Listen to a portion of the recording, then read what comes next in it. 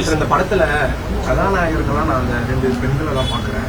அதே மாதிரி அவங்களுக்கு வச்சிருந்த அந்த வசனத்தையும் மையமா எப்படி பாக்குறீங்க? வசனம் அவங்க ஆனா அதிகம்னா அதுக்கான வசனமும் அப்படி எப்படி பாக்குறீங்க? சாதி திமுறை இல்லாம ஆண் திமுறை அப்படின்ற திமுறையும் எப்படி பாக்குறீங்க? அதே மாதிரி 2 ஹீரோக்களும் அவங்களுக்கு தான் ரொம்ப பயப்படுற மாதிரியான ஒரு இதுலாம் வச்சிருந்தாங்க. அதை எப்படி பாக்குறீங்க?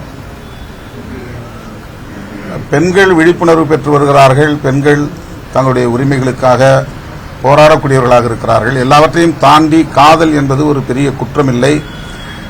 சாதி கடந்து மதம் கடந்து காதல் செய்வது வெட்கப்படுவதற்கு ஒன்றுமில்லை என்கிற ஒரு விழிப்புணர்வை பெண்கள் இப்போது பெற்று வருகிறார்கள். அந்த விழிப்புணர்வு அவர்களிடையே இருக்கிறது என்பதைத்தான் இந்த பாத்திரங்கள் உணர்த்துகிறது.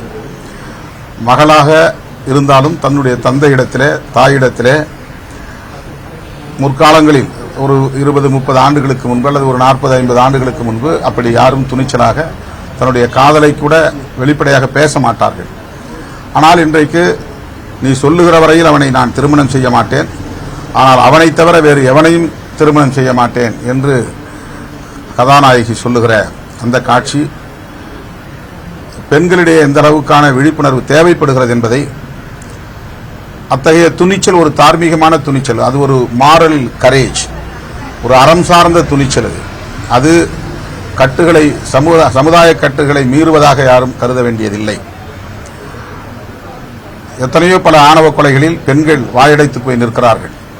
அவர்கள் விரும்புகிற காதலன் தன் கண்முன்னாலேயே படுகொலை செய்யப்படுகிற போது, கொடுமைக்கு உள்ளாக்கப்படுகிற போது அதை குறித்து ஒரு வார்த்தை கூட பேச முடியாத பல பெண்கள் இன்றைக்கும் நாம் பார்க்கிறோம், சமகாலத்தில் நாம் பார்க்கிறோம். தன்னுடைய பெற்றோரை அவர்களால் எதிர்த்து பேச முடிவதில்லை, அல்லது இப்படிப்பட்ட ஒடுக்குமுறையை செய்கிற சமூகத்தை எதிர்த்து ஒரு வார்த்தை பேச முடிவதில்லை என்கிற நிலை இப்போது மாறி வருகிறது.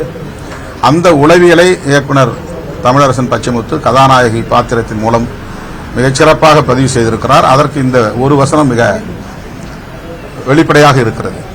நீ சொல்லுகிற வரையில் அவனை நான் திருமணம் செய்து கொள்ள மாட்டேன், ஆனால் அவனை தவிர வேறு எவனையும் திருமணம் செய்து கொள்ள மாட்டேன் என்று சொல்லுகிற அந்த துணிச்சல் ஒரு தார்மீகமான துணிச்சல், பெண்களுக்கு தேவையான ஒரு விழிப்புணர்வு.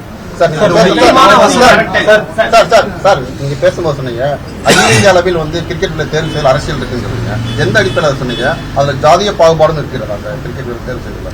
அப்படி நிறைய விமர்சனங்கள் உண்டு, நிறைய ஊடகங்கள் எல்லாம் பதிவாகி இருக்கின்றன. எத்தனையோ முறை கிரிக்கெட் போட்டியிலே நம்முடைய போட்டிகளில் நம்முடைய குழுவை சார்ந்தவர்கள் தோற்று போகிற போது இந்த விமர்சனங்கள் வெளிப்படையாக வந்ததன் அடிப்படையில் இதை நான் சொல்லுகிறேன்.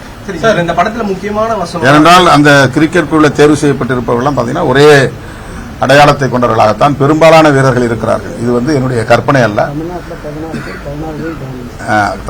தமிழ்நாட்டிலிருந்து தேர்ந்தெடுக்கப்படுகிறவர்களாகவும் சரி, அகில இந்திய அளவில் தேர்ந்தெடுக்கப்படுகிறவர்களாகவும் சரி, அதுக்குன்னு இருக்கிற அந்த தேர்வு குழுவினர் அல்லது அதை கட்டுப்பாட்டு வைத்திருக்கிற குழுவினர் இதையெல்லாம் கவனத்தில் கொள்ள வேண்டும் என்பதற்காக இதை நான் சொல்லுகிறேன். இது ஒரு பானை சோற்றுக்கு ஒரு சோறு பதம் என்பதைப் போல லப்பர் பந்து திரைப்படம் அதற்கு ஒரு சாட்சியாக இருக்கு. முக்கியமான இந்த படத்துல ஒரு டைலாக் நான் எவ்வளோ எஸ்சி ஃப்ரெண்ட்ஸை பார்த்துருக்கேன், ஆனா நான் அவங்களெல்லாம் அந்த மாதிரி நினைச்சதில்லை அப்படின்ற ஒரு டைலாக்ல இருந்து ஆரம்பிக்குது.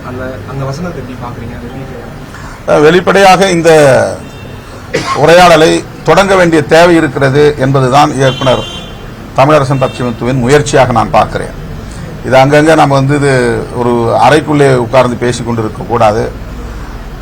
நண்பர்களுக்கு இடையிலே மட்டுமே இதை இப்படிலாம் பேசக்கூடாது, இதெல்லாம் தப்பு என்று நமக்குள்ளே மட்டும் பேசிக்கொண்டு ஆறுதல் அடையக்கூடாது.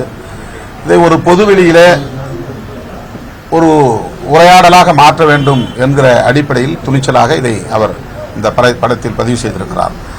எத்தனையோ அந்த படத்தில் மிக முக்கியமாக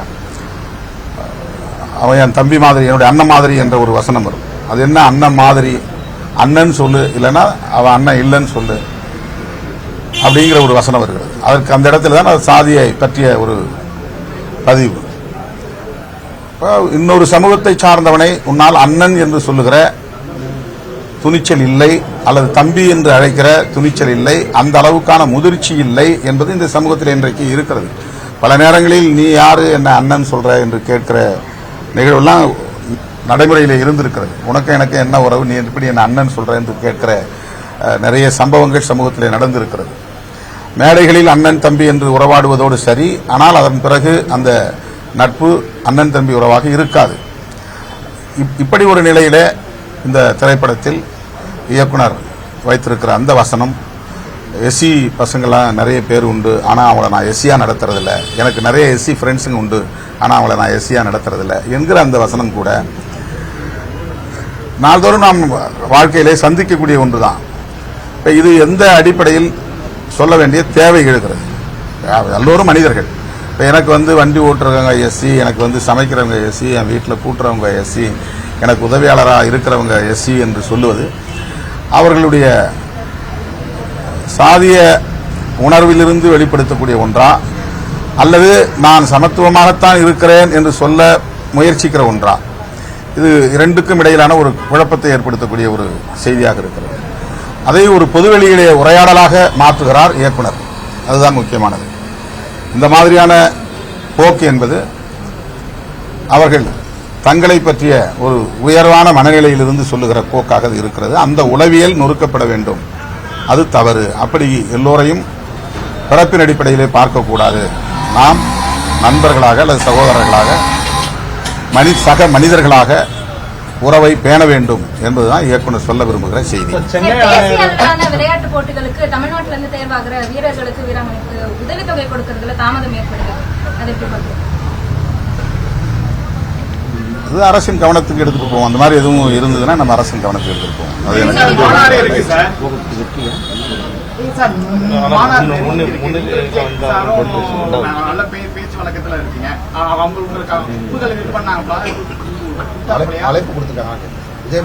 அவர் இப்ப தனியா கட்சி தொடங்கி இருக்கிறாரு. தன்னுடைய அடையாளத்தை உறுதிப்படுத்துவதற்கான ஒரு மாநாடு. அவருடைய முயற்சி வெற்றி பெற வேண்டும். அவருடைய மாநாடு வெற்றி பெற வேண்டும். அவருக்கு என்னுடைய வாழ்த்துக்கள்.